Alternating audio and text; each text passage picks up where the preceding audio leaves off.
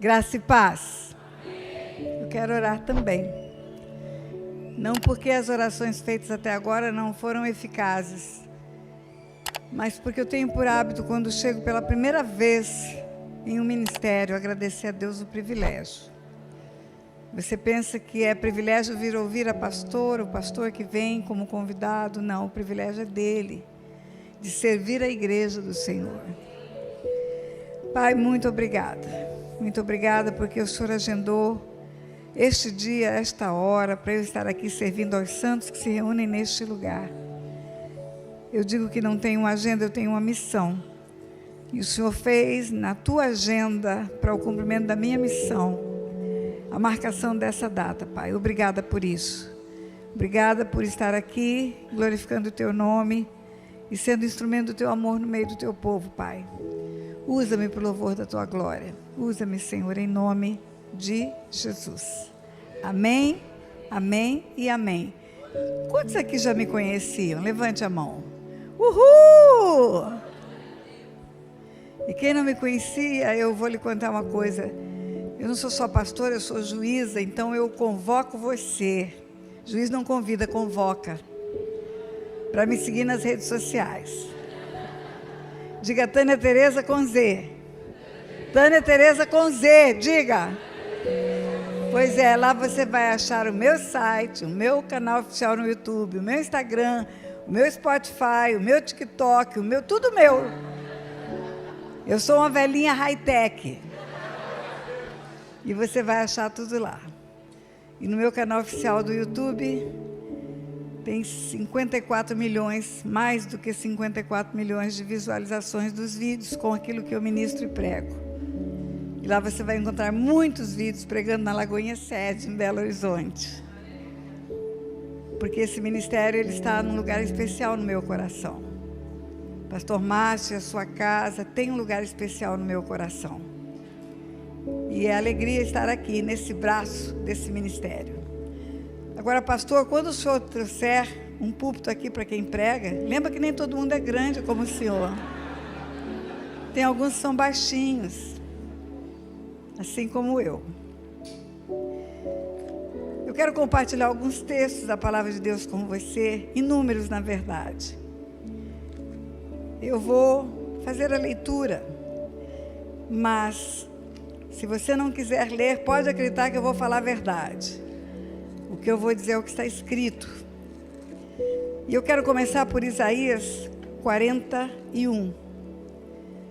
Isaías 41 é um desafio de Deus. Deus está desafiando os ídolos. Ele está mostrando para os ídolos que os ídolos não são nada. E que Ele é o grande Deus. E Ele diz assim a partir do versículo 21. Apresentai a vossa demanda, diz o Senhor, alegai as vossas razões, diz o Rei de Jacó. Trazei e anunciai-nos as coisas que hão de acontecer. Relatai-nos as profecias anteriores, para que atentemos para elas e saibamos que se cumpriram.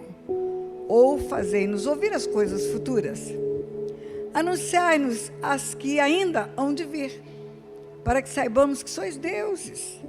Fazei bem ou fazei mal, para que nos assombremos e juntamente o veremos. Eis que sois menos do que nada, e menos do que nada é o que fazeis. Abominação é quem vos escolhe.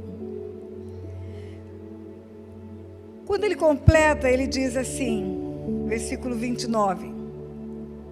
Eis que todos são nada, as suas obras são coisa nenhuma, as suas imagens são de fundição, vento e vácuo.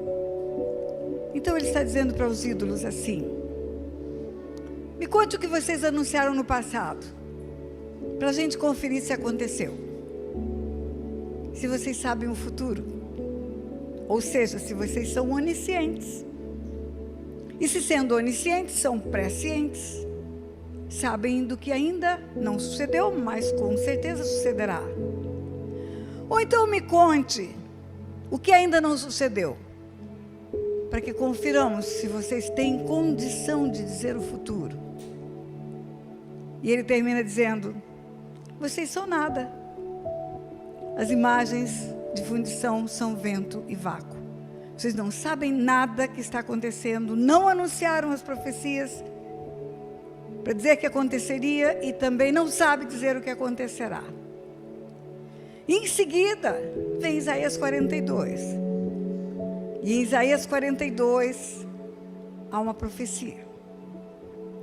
É como se ele dissesse para os ídolos: vocês não sabem nada do futuro, vocês não têm onisciência, mas eu vou mostrar para vocês quão onisciente eu sou. E ele diz em Isaías 42, eis aqui o meu servo, a quem sustento, o meu escolhido, em quem minha alma se compraz. Pus sobre ele o meu espírito, ele promulgará o direito para os gentios, não clamará, nem gritará, nem fará ouvir a sua voz na praça. Não esmagará a cana quebrada, nem apagará a torcida que fumega, em verdade promulgará o direito.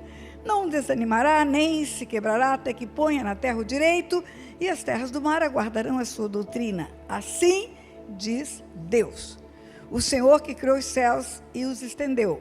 Formou a terra e tudo quanto produz, que dá fôlego de vida ao povo que nela está, e o espírito aos que andam nela. Eu, o Senhor, te chamei em justiça.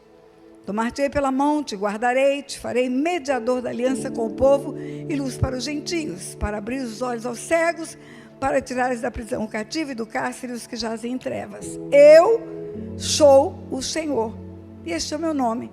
E a minha glória, pois, não a darei a outrem, nem a minha honra a imagens de escultura. Versículo 9. Eis que as primeiras predições já se cumpriram, e as novas coisas eu vos anuncio, antes que suceda, eu vou-las farei ouvir. Cantai ao Senhor um cântico novo, e o seu louvor até as extremidades da terra, vós, os que navegais pelo mar, e tudo quanto há nele, vós, terras do mar, e os seus moradores. Alcem a voz do deserto, as suas cidades e as aldeias habitadas por Quedar.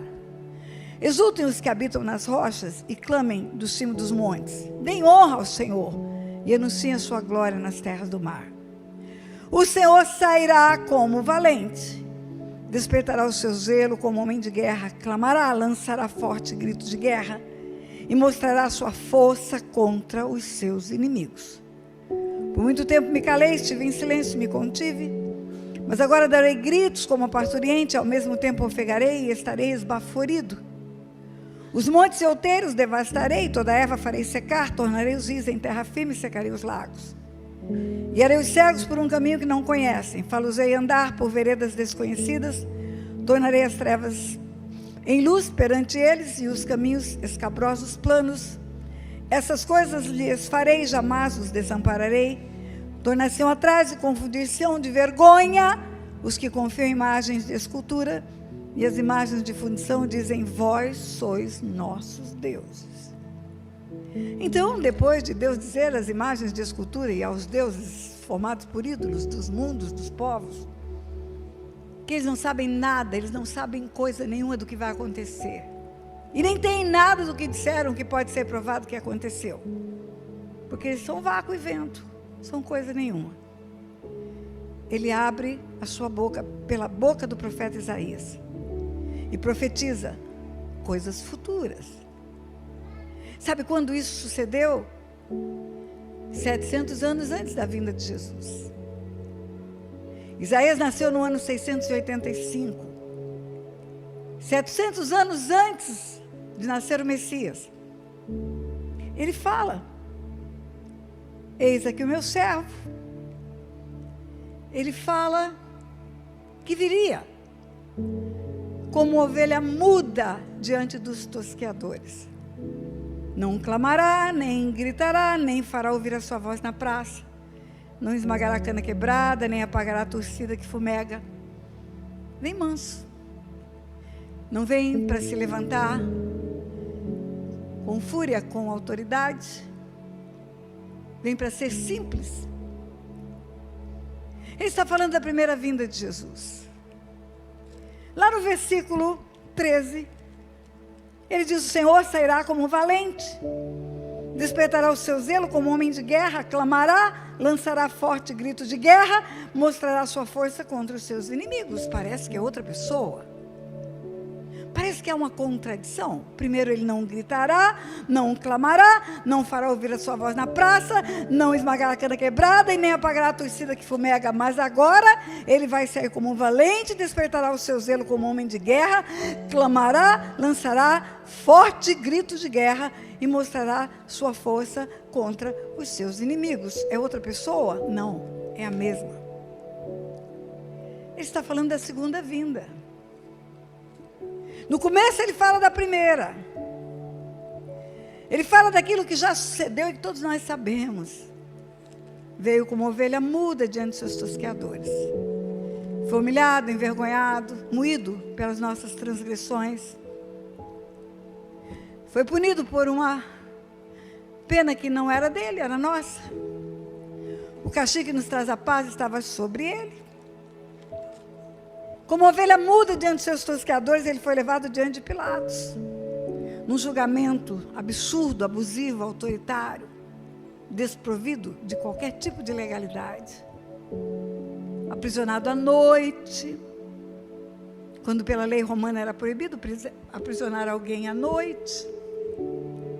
Mas ele tinha que ser aprisionado à noite, porque ele não foi aprisionado para levá-lo ao pretório, ao lugar de julgamento. Ele foi aprisionado para levá-lo à casa dos religiosos, porque ele incomodava os religiosos.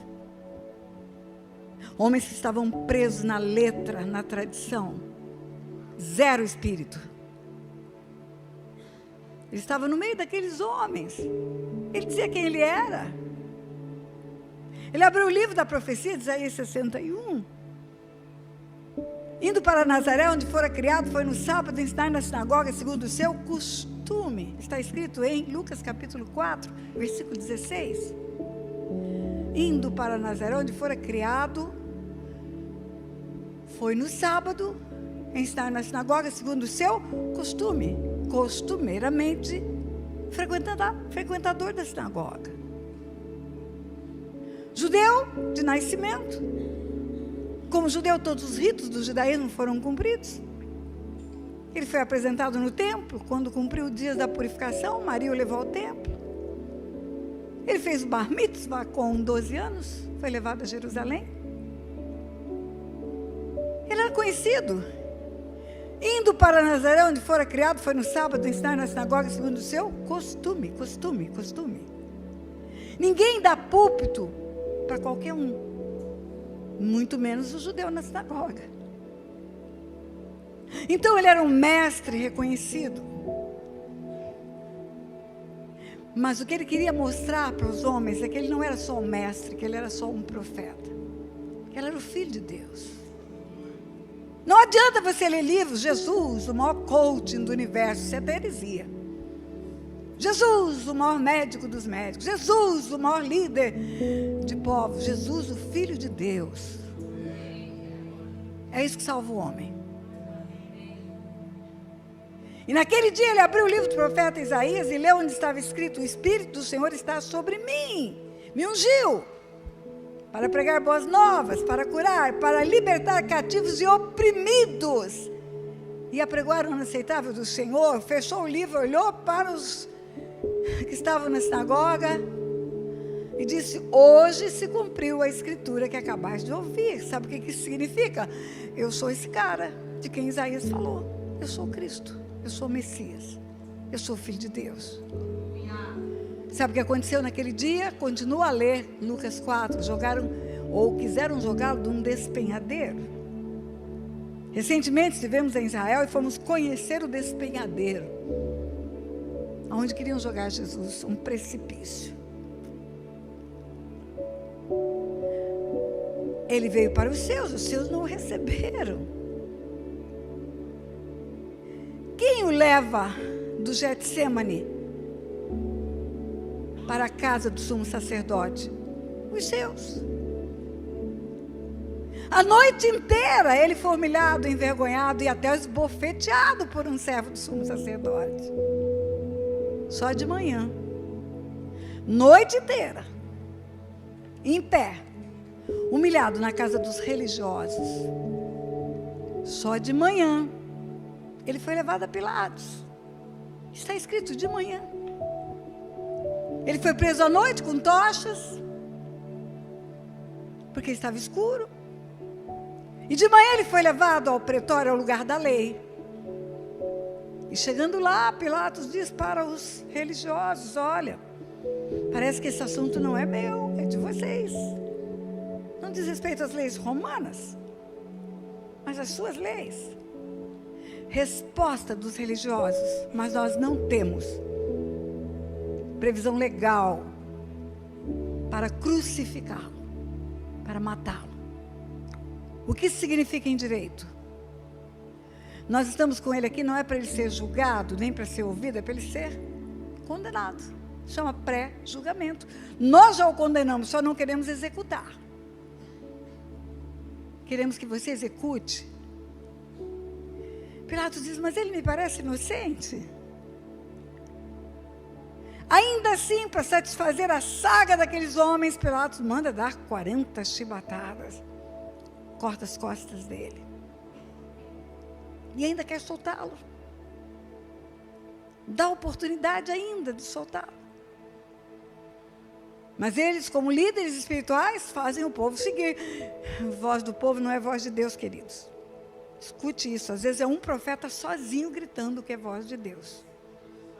A maioria é voz de Deus. Aonde que está escrito na Bíblia? A maioria dos que foram levados para espiar a terra de Canaã voltou assustando os homens que deviam entrar em Canaã. Só 2, só José e Caleb, que não era a maioria. Confiaram que Deus era quem dizia que era e que faria o que dizia que faria. A maioria botou o povo aterrorizado. Agora, esses líderes espirituais influenciam o povo, e o povo grita: crucifica, crucifica, crucifica. E você sabe o que aconteceu. De vez em quando eu sugiro que você assista a Paixão de Cristo. Veja com seus olhos. Aquele filme tem inspiração do Espírito Santo, pode ter certeza disso. Só tem uma impropriedade naquele filme, só. Aonde a fala teria que ser: eu sou o caminho, a verdade e a vida, ninguém vem ao Pai senão por mim. A tradução é: ninguém vai ao Pai. Mas é vem, a tradução certa é vem. Porque ele e o Pai estão no mesmo lugar. Deus usa Hollywood como Deus usa mula para falar a verdade. Ao mesmo tempo, em 126 países, houve a estreia daquele filme e lá está. A Paixão de Cristo. A Paixão de Cristo é você. É por causa de você que ele morreu. É a primeira parte. Agora a segunda parte da profecia: ele sairá como um valente, despertará o seu zelo como um homem de guerra. É o seu retorno.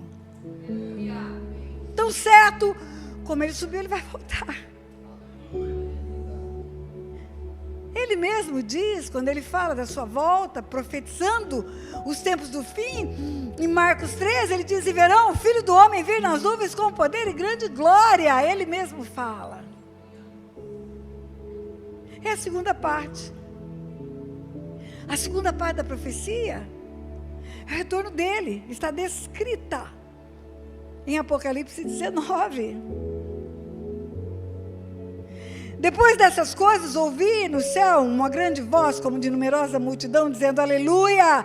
A salvação e a glória e o poder são do nosso Deus, porquanto verdadeiros e justos são os seus juízos, pois julgou a grande meretriz que corrompia a terra com a sua prostituição, e das mãos dela vingou o sangue dos seus servos. Segunda vez disseram aleluia, e a sua fumaça sobe pelos séculos dos séculos. Os 24 anciãos, os 4 seres viventes, prostraram-se e adoraram a Deus, que se achava no trono, dizendo amém, aleluia. E saiu uma voz do trono, exclamando: dai louvores ao nosso Deus, todos os seus servos que o temeis, pequenos e grandes. Então ouvi uma voz como de numerosa multidão, como de muitas águas, como de fortes trovões, dizendo aleluia, pois reina o Senhor nosso Deus, o Todo-Poderoso. Alegremos-nos e exultemos, demos glória, porque são chegadas as bodas do Cordeiro, cuja esposa a si mesmo se ataviou. E lhe foi dada vestir-se de linho fino, resplandecente e puro, porque o linho fino são os atos de justiça dos santos. Versículo 11 diz: vi o céu aberto, E eis um cavalo branco. E o seu cavaleiro se chama Fiel e Verdadeiro, e julga e peleja com justiça. Os seus olhos são como chamas de fogo. Na sua cabeça há muitos diademas. Tem um nome escrito que ninguém conhece, senão ele mesmo. Está vestido com um manto tinto de sangue. E o seu nome se chama o Verbo de Deus. E seguiram os exércitos que há no céu, montando cavalos brancos com vestiduras de linhos finíssimos, branco e puro. Sai da sua boca uma espada afiada para com ela ferir as nações. Ele mesmo as regerá com um cetro de ferro. E pessoalmente pisa o lagar do vinho do furor da ira do Deus Todo-Poderoso. Tem no seu manto e na sua coxa um nome escrito: Rei dos Reis e Senhor dos Senhores. É a segunda parte. Ele sairá como um valente, despertará o seu zelo como homem de guerra, gritará, lançará o seu grito e fará mostrar a sua força para os seus inimigos. Salmo 24 diz: levantai, ó portas, as vossas cabeças. Levantai, ó portais eternos, para que entre o Rei da Glória. Quem é o Rei da Glória? É o Senhor forte, poderoso. Poderoso nas batalhas. Não será mais uma ovelha muda diante dos seus tosqueadores. Já passou essa parte. Essa parte já acabou. A primeira predição já se cumpriu. Quando Deus confronta os ídolos e diz: vocês não sabem nada. Em seguida ele diz: eu vou profetizar para vocês verem como eu sei. Como eu tenho onisciência das coisas. E profetiza a primeira parte, que eu e você sabemos que já aconteceu. Isaías não sabia. Quando Isaías escreveu, nada tinha acontecido. Agora essa profecia, ela tem um meio. Ela tem um meio. No versículo 9 diz: eis que as primeiras predições já se cumpriram. E coisas novas eu vos anuncio. E antes que isso suceda, eu vou-las farei ouvir. Então são 3 tempos de profecia. A primeira é a parte dele como ovelha muda diante dos seus tosqueadores. A segunda parte está no meio. Eis que as primeiras predições já se cumpriram. E a terceira parte, ele sairá como valente. Despertará o seu zelo como homem de guerra. É como se Isaías estivesse sendo boca de Deus para dizer: olha, tem a primeira vinda, depois tem uma igreja comprada por ele, e ele virá como um valente e vai levar essa igreja. Ele vai levar essa igreja. Mas ele não vai levar qualquer igreja. Se você prestar bem atenção, está escrito: demos-lhes glória, porque são chegadas as bodas do Cordeiro, cuja esposa a si mesmo se ataviou, pois foi-lhe dado vestir-se de linho finíssimo, resplandecente e puro. E linhos finíssimos são os atos de justiça dos santos. Quando você escuta falar atos de justiça, você pensa que está falando de julgamento para você julgar alguém? Não. São os atos alinhados com o céu, com as leis de Deus, em conformância com as leis de Deus, ou em conformidade com as leis de Deus. Quando Jesus chega para ser batizado, e João Batista fala: eu que tinha que ser batizado pelo Senhor, ele fala: deixa, importa que se cumpra toda a justiça. Não é julgamento. Eu tenho que me alinhar com o céu. Eu vim como homem eu tenho que ser batizado. A autoridade virá do céu sobre mim no batismo. E veio. Lá se cumpriu a profecia de Isaías 61. A voz do Pai foi ouvida, o Espírito desce como pomba, e o Pai diz: esse é o meu filho amado, em quem me comprazo. Isaías 61 também está escrito que ele vem para salvar, curar e libertar, a fim de que sejamos chamados carvalhos de justiça, alinhados com o céu, plantados para o louvor da sua glória. Atos de justiça são atos alinhados com a vontade de Deus, compatível com o plano de Deus. Agora é interessante que está dizendo que a noiva se atavia E você sabe que noiva, para entrar em casamento, ela entra toda limpa, toda branquinha. Você nunca viu uma noiva com ketchup na roupa? Nem com caldo de carne, nem com café. Vestiduras brancas, vestiduras brancas. A noiva a si mesmo se ataviou com vestes brancas. Não é Jesus que atavia a noiva, é a noiva que se atavia. A si mesmo se ataviou, ela mesma se enfeita. Tudo aquilo que é oferecido na cruz, pelo sacrifício, pela morte, é usado para a limpeza da noiva. O perdão é usado para a salvação. O poder e a autoridade é usado para a libertação. A morte como maldito de Deus é usado para romper as maldições. Ele fez tudo. Mas nada é automático. A noiva precisa ir para a cruz. A noiva precisa ir para a cruz. Tudo está na cruz. Não é porque ele morreu em favor do mundo, para salvar o mundo, que o mundo está salvo. Tem 8 bilhões de pessoas sobre a face da terra, todas estão salvas? Não. Quem está salvo, quem foi a cruz. Ele veio para curar as nossas enfermidades, além de perdoar as nossas iniquidades. Ninguém mais adoece na terra? Ou não precisamos mais orar por cura? Vamos à cruz toda vez que adoecemos. Lá é um depósito, como uma conta bancária que precisamos sacar.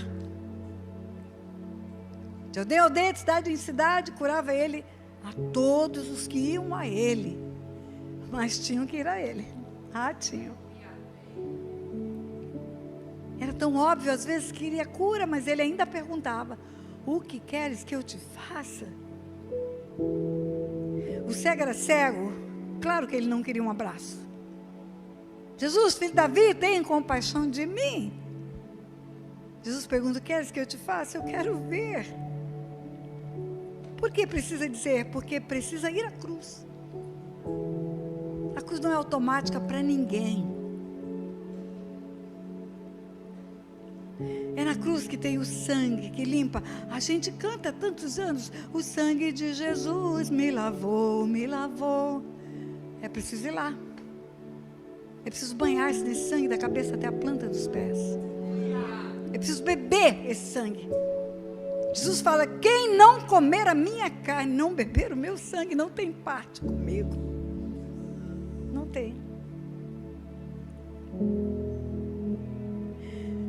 Quando você lê Mateus 22, a parábola das bodas, dessas bodas que está anunciada em Apocalipse 19, eias são chegadas as bodas do Cordeiro, cuja esposa a si mesmo se ataviou. Tem uma palavra profética, tem uma parábola, onde o próprio Filho de Deus fala dessas bodas. O que é uma parábola? Parábolas são histórias aparentemente comuns, coisas triviais do cotidiano, mas que tem nela chaves espirituais. Mistério do reino dos céus. Um dia um discípulo falou: por que o senhor fala por parábolas? Ele disse: porque não é a todos que é dado a conhecer os mistérios do reino dos céus, mas a vós eu explico. Não é a todos que é dado a conhecer os mistérios do reino dos céus. Então parábolas têm chaves espirituais. Chaves são pequenos orifícios, objetos que abrem orifícios pequenos também, que abrem portas um pouco maiores do que uma fechadura e que bota você num lugar amplo como esse aqui. São revelações pequenas que dão uma capacitação de conhecer grandes coisas que tem na Bíblia. E ele fala a parábola das bodas. O rei está celebrando o casamento do seu filho.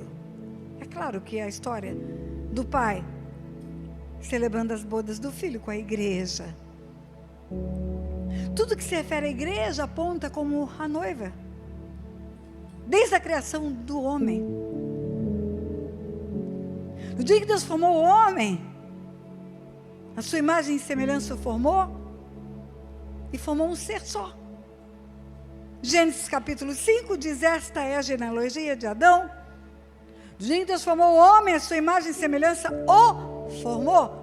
O é artigo masculino, definido singular. Macho e fêmea os formou, virou plural. De o virou os. E os abençoou, continuou plural. E deu a eles o nome de Adão. Então, Adão é um ser plural e singular. É um boneco só do pó da terra. Nesse boneco contido todo o gênero humano. Toda a humanidade. Adão é humanidade. Adam é humanidade. É a raça humana. Não fez 2 bonecos do pó da terra, fez um só. E um dia fez cair pesado sono sobre Adão, abriu seu peito e tirou uma esposa lá de dentro. Adão ficava procurando uma esposa no meio dos animais. Não encontrou, sabe por quê? Porque estava dentro dele.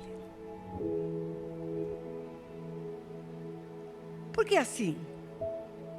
Por que um ser só, com a esposa dentro dele? Porque era o primeiro ato profético de Deus anunciando que do peito do filho dele, cravado naquela cruz, ele tiraria uma esposa. Ele compraria uma esposa com o seu sangue. E com o seu sangue, com o propósito de todas as raças, tribos e nações. Apocalipse 5, digno é o cordeiro de abrir o livro e tirar o selo, porque foi morto. E com o seu sangue comprou povos de todas as raças, tribos e nações, que é a igreja, que é a esposa. Mas não é porque ele comprou que vai chegar de todo jeito, ou de qualquer jeito. O preço foi muito alto. O preço, como diz Filipenses capítulo 2, a partir do versículo 5, foi ele humilhar-se, tornar-se figura humana, virar servo. E como servo, ir até a morte, morte de cruz. Está lá escrito: tende em vós o mesmo sentimento que houve em Cristo Jesus, pois ele subsistindo em forma de Deus. Como é a forma de Deus? Você acabou de ver em Apocalipse 19. Olhos como chama de fogo, pés como bronze polido, voz como de muitas águas. Isso tudo ele era.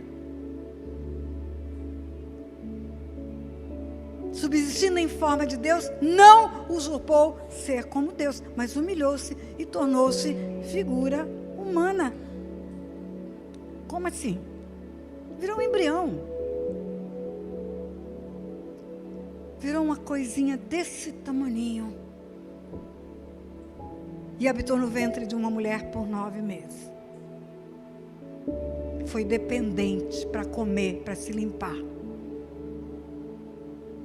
Humilhação, ele é o rei do universo. Porque tinha que ser homem. Porque como homem tinha que ir para a cruz. Porque se o homem morre, fica morto. Mas se é o Filho de Deus, que é homem e Deus ao mesmo tempo, ressuscita.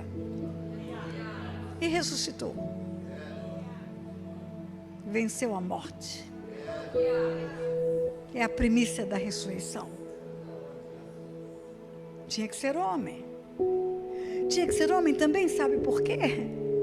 Porque se ele viesse com olhos como chama de fogo, pés como bronze polido, voz como de muitas águas, uma luz mais resplandecente que o sol, ninguém ficaria em pé junto dele. Sabe por que eu sei? Porque João, que o viu, que andou com ele todo o tempo da sua caminhada na terra, quando viu ressuscitado, João na ilha de Patmos, velhinho, quando viu um com olhos como chama de fogo, pés como bronze polido, voz como de muitas águas e uma luz mais resplandecente que o sol, sabe o que está escrito? Quando eu vi, eu caí como morto. Ninguém suportaria. Saulo de Tarso, na estrada de Damasco, luz mais resplandecente que o sol, caiu por terra. Daniel, antes da sua vinda, teve a visão às margens do rio Tigre, caiu desmaiado de cara no chão.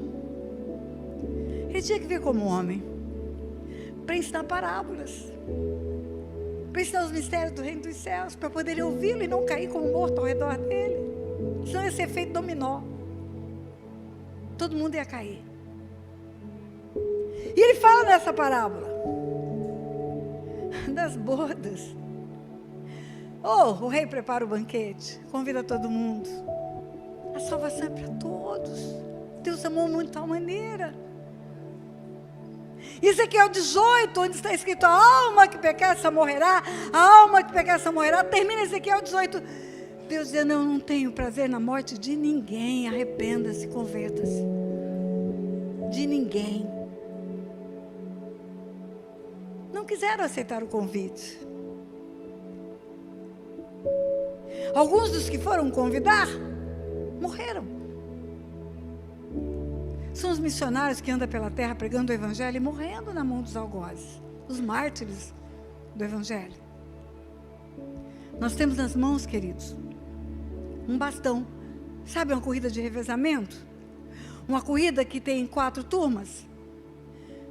E que quando a última turma chega e vence, todo mundo vai para o pódio, porque é a vitória de todo mundo. Nós temos nas mãos um bastão sujo de sangue. São mártires que vieram, não é só o sangue de Jesus, que vieram marchando por essa terra e morrendo para pregar o evangelho. Até hoje morrem para pregar o evangelho. O bastão está sujo de sangue de Jesus também, mas do sangue dos nossos queridos que trouxeram o evangelho até este tempo, até esta época. É isso que está escrito. Muitos morreram quando foram convidar, mas alguns chegaram na sala do banquete. Levantaram a mão num dia de culto, numa igreja, no Brasil, em Portugal, na Itália, no Japão, na Dinamarca, onde for. Entregaram a vida para Jesus, eles foram chamados para a sala do banquete. Mas a história termina assim. Versículo 8 de Mateus 22. Então disse os reis aos seus servos: está pronta a festa, mas os convidados não eram dignos. E depois, para as encruzilhadas dos caminhos, convidai para as bodas a quantos encontrardes. E saindo aqueles servos pelas estradas, reuniram todos que encontraram, maus e bons. E a sala do banquete ficou repleta de convidados, repleta. Entrando, porém, o rei, para ver os que estavam à mesa, notou ali um homem, que não trazia veste nupcial. Qual é veste nupcial? É vestidura branca, sem mácula, sem mancha, sem ruga. E ele pergunta para aquele convidado, perguntou-lhe: amigo, como entraste aqui sem veste nupcial? Como que você entrou aqui sem vestes brancas, limpas? Amigo. E o convidado emudeceu. Não tem o que dizer, não tem desculpa para dar. Não tem o que dizer: eu nunca escutei falar que pornografia é pecado. Outro dia eu recebo uma mensagem: nosso ministério é de cura e libertação. Nós estamos aqui para começar amanhã, em Lisboa, lá na praia de Itaparica, um seminário chamado Silk, Seminário Intensivo de Libertação e Cura. A edição que vai acontecer a partir de amanhã é a de número 97. 97 vezes, aqui na Europa 5 vezes. Muitas pessoas passam pelo Silk, recebem palavra de informação sobre cura e libertação. Outro dia eu recebi uma mensagem de alguém que passou pelo Silk, com uma perguntinha básica: pastora, por que sexo antes do casamento é pecado? Está tudo combinado para casar? A aliança está no dedo, já está marcado o casamento. Eu respondi para ela: sabe por quê? Porque está escrito que o único leito bendito dentre todos os leitos é o do matrimônio, sem mácula, sem porcaria. Se só tem um leito bendito dentre todos os leitos, os outros são malditos. Ainda completei uma pergunta que ela não fez. Um filho gerado num leito maldito é bastardo. E um filho gerado num leito maldito, sendo bastardo, tem perseguição do mundo espiritual sobre ele. E disse mais, você quer conferir? Vai para um centro de recuperação de dependentes químicos, você vai ver que 90% são filhos bastardos. Vai para a porta de um presídio, vai ver que dos delinquentes que estão lá, 90% são filhos bastardos. Porque eles são perseguidos por Satanás. Porque foram gerados num leito que não é bendito. Simples assim. Então é por isso que fornicação é pecado. Não vai poder dizer eu não sabia. Não vai poder dizer nunca ninguém me falou. Como entraste aqui sem veste nupcial? Não vai poder dizer que nunca ouviu que a falta de perdão é um pecado. Todo mundo fica preocupado com o pecado sexual. Tem um pecado secreto, oculto, abstrato. Chama cobiça. Está lá nos 10 mandamentos também. Nunca vai poder dizer que não sabia que cobiça era pecado. Não vai ter desculpa. Como entraste aqui sem veste nupcial? Amigo, como entraste aqui sem veste nupcial? Ele emudeceu, calou a boca, não pôde dizer nada. Em seguida, então, ordenou o rei aos serventes: amarrai de pés e mãos, lançai-o para fora, nas trevas, ali haverá choro e ranger de dentes. Como é que chama esse lugar onde há choro e ranger de dentes e há trevas? Hã? Igreja, não tenha medo de falar, não. E termina o texto, versículo 14. Porque muitos são chamados, mas poucos são os escolhidos. Esse versículo, então, muitos são chamados, mas poucos são os escolhidos, não é para falar de ministério? E muitos são chamados para pregar o evangelho, mas não se disponibilizam? Não se capacitam? Por isso não são escolhidos? Não. Esse versículo está na Bíblia para dizer que todos são chamados para a salvação, mas poucos se santificam. E porque se santificam, são escolhidos. Se não se santificarem, não serão escolhidos. Quando Jesus fala do sermão profético, o tempo do fim, o profeta da volta dele é ele mesmo. Em Marcos capítulo 13, ele diz, versículo 29, então verão o Filho do Homem vir nas nuvens com grande poder e glória, e enviará os anjos e reunirá os seus escolhidos, os 4 ventos, da extremidade da terra até a extremidade do céu. Reunirá os que santificaram, os que deram valor para esse sacrifício, os que deram valor para o preço que ele pagou, pelo alto preço que ele pagou, vindo em carne, tornando-se figura humana, submetendo-se até a morte de cruz. É a primeira vinda dele. Quando está lá em Isaías, no versículo 9, eis que as primeiras predições já se cumpriram, e coisas novas eu vos anuncio. É como se Deus estivesse mandando Isaías falar para mim e para você hoje. Como se Isaías pudesse chegar aqui e dissesse: olha, vai vir a primeira vez, vai ser sacrificado numa cruz, vai pagar o preço do homem pelo pecado, vai experimentar humilhação, vai ao inferno para o homem ir para o céu. E vai voltar. Mas eu quero avisar você, igreja, como se Isaías estivesse dizendo isso. Atente para a grandeza desse benefício que você recebeu. Atente para o valor do que você recebeu. E santifique-se, porque sem santidade,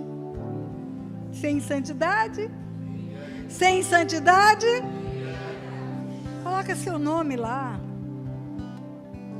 Sem santidade, Tânia não verá Deus.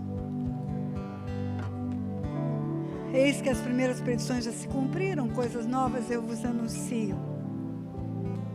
E antes que suceda, eu vou-las farei ouvir. Isaías não sabia de nada. Ele foi boca de Deus. Deus fala para os ídolos em 41 de Isaías: vocês não sabem nada, não podem prever o futuro, nada do que vocês falam vai acontecer, mas eu vou contar tudo que vai acontecer. Vou contar que meu filho virá em obediência a mim, vai humilhar-se, vai tornar-se figura humana, vai ser Cordeiro de Deus que tira o pecado do mundo, vai pagar um alto preço pela vida do pecador, e aquele que se arrepender vai ser salvo. Mas aquele que se arrepender e não se santificar, o arrependimento dele não vale nada, ele vai ser como uma porca que volta para o vômito. O sacrifício não vai valer para ele. Muitos pagarão o preço da santificação. E esses vão ser os escolhidos quando meu filho voltar. E ele não vai voltar mais como ovelha muda dos seus tosqueadores. Ele vai voltar como um varão de guerra. Ele vai lançar forte grito de guerra. Ele gritará a força dele contra os inimigos. Levantai, ó portas, as vossas cabeças.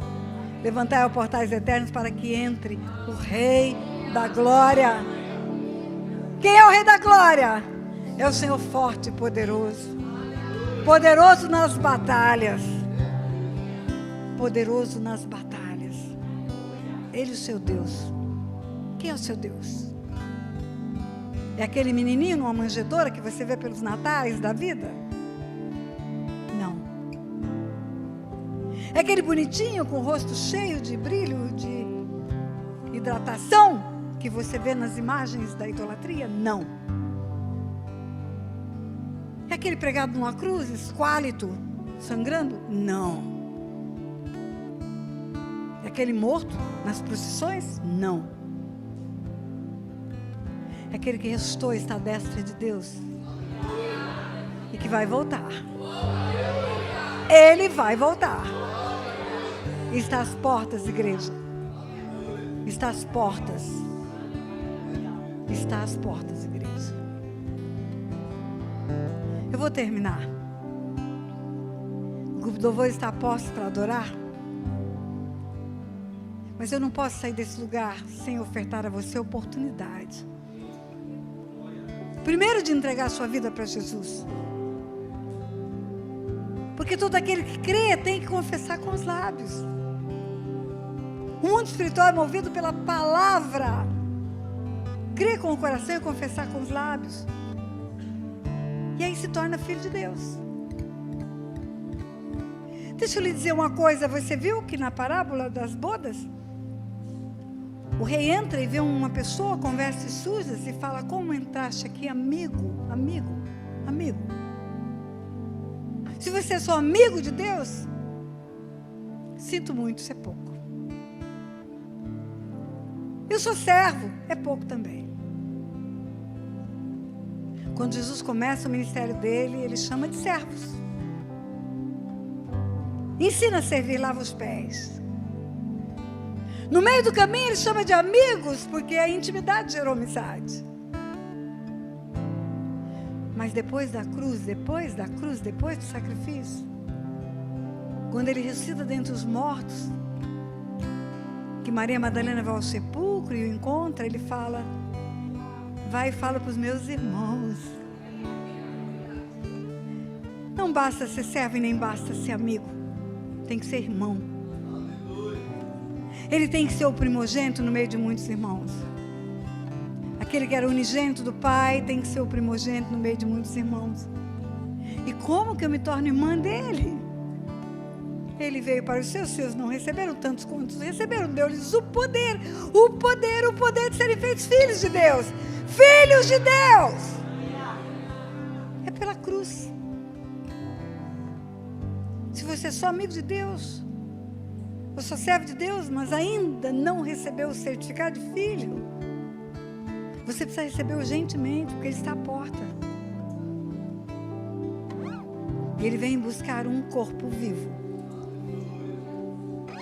filhos de Deus na terra. Qual que você acha que é a senha para entrar no céu? Vamos imaginar que tem uma porta de entrada. Você bate, bate, bate. Tudo imaginação, não está escrito nada disso. E aí vem lá alguém, abre a porta, um anjo do Senhor, e fala: por que você acha que pode entrar aqui? E ver com o Pai por toda a eternidade. Porque eu sou crente. É pouco. Porque eu sou da Lagoinha. É pouco. Porque eu sou serva há 50 anos. É pouco. Essa senha não te habilita. Fala mais. Porque eu conheço a Bíblia de capa a capa. Tudo na minha cabeça. É pouco. Porque eu jejuo, eu oro 7 vezes por dia. É pouco. Por que você acha que você pode entrar e viver aqui? Porque eu sou filho. Vinde, benditos do meu Pai, para o reino que você está preparado desde antes da fundação do mundo.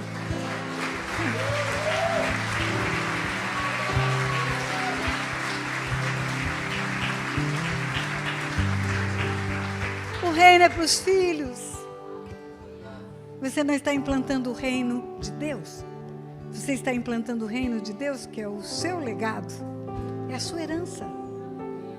Porque está escrito: vindo a plenitude do tempo, Deus enviou o seu filho, nascido de mulher, nascido sob a lei, para resgatar os que estavam debaixo da lei, a fim de que recebêssemos a adoção de filhos. E porque sois filhos, Deus enviou ao nosso coração o espírito do filho.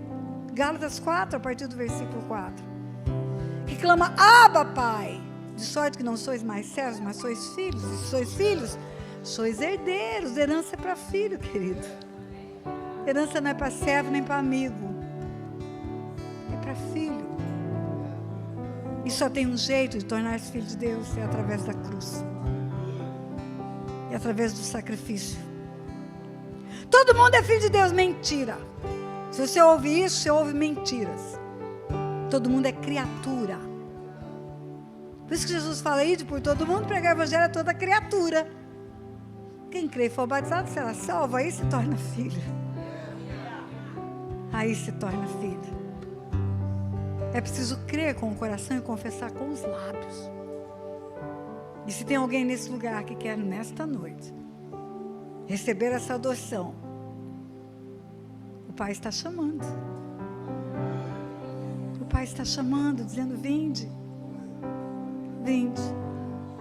É por amor a você que houve o sacrifício da cruz. É por amor a você que veio e, como ovelha muda, foi diante dos seus tosqueadores e pagou o preço do sacrifício. E quem não come a carne, não bebe o sangue, não tem parte com ele. Amigo é pouco. Não basta ser amigo de Deus. Tem que ser filho de Deus para dar a vida eterna. E quando ele voltar, quem não for filho vai ficar. Sabe por quê? Porque está escrito. Apocalipse 21, versículo 7, está escrito: o vencedor herdará todas essas coisas. Eu lhe serei Deus e ele me será filho. Eu lhe serei Deus e ele me será filho. Filho, filho, filho. Então, sem mais delongas, tem alguém nesse lugar que quer nessa noite tornar-se filho de Deus, que nunca tomou essa decisão? Eu sei que essa igreja trabalha em grupos pequenos, e que pode ser que você já tenha feito essa decisão num grupo pequeno. Mas se você nunca fez, é hoje. Se você quer, levante sua mão onde você estiver, identificando-se diante dos anjos, porque Jesus enviará os anjos para recolher os seus escolhidos dos 4 cantos da terra. Ou melhor, venha aqui à frente, levante o seu lugar e venha. Eu não vou insistir. Como não houve insistência para dízimos e ofertas, não houve apelo emocional. Eu acho abusivo apelo emocional para uma pessoa receber o maior prêmio do universo. ela tem que vir correndo receber o prêmio do alto preço pago pela vida dela. Se você quer, venha agora. E se você nunca fez isso, é preciso que faça. Porque Jesus diz: aquele que me confessar diante dos homens, eu o confessarei diante dos anjos do meu Pai.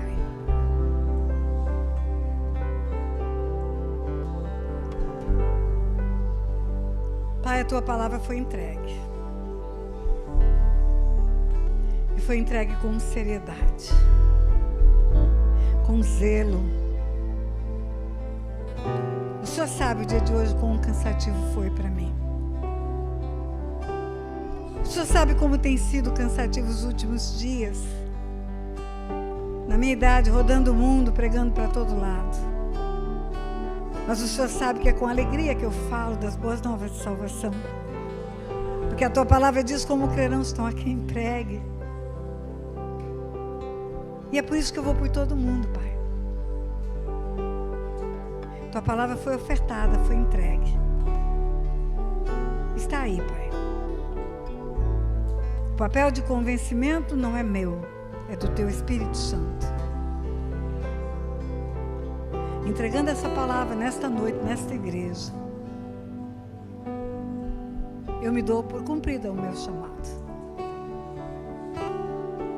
Que seja feita a Tua vontade, nesse ministério como no céu, na vida dessas pessoas como no céu. E que venha o Teu reino. E quando o Teu Filho voltar em alto poder e grande glória, Ele possa encontrar essas pessoas como escolhidas, Pai do Senhor. Aprovadas na escolha, Pai. Chamando-as pelo nome. Em nome de Jesus. Amém? Deus abençoe.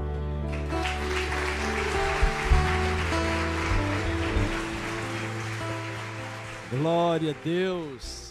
Se você gostou desse vídeo que você acabou de assistir, dê um like, compartilhe e inscreva-se nesse canal. Nesse canal tem centenas de vídeos com conteúdo profundo de cura e libertação, que vão edificar a sua vida e a vida de todos aqueles com os quais você compartilhar. Lembre-se disso. Beijo no coração.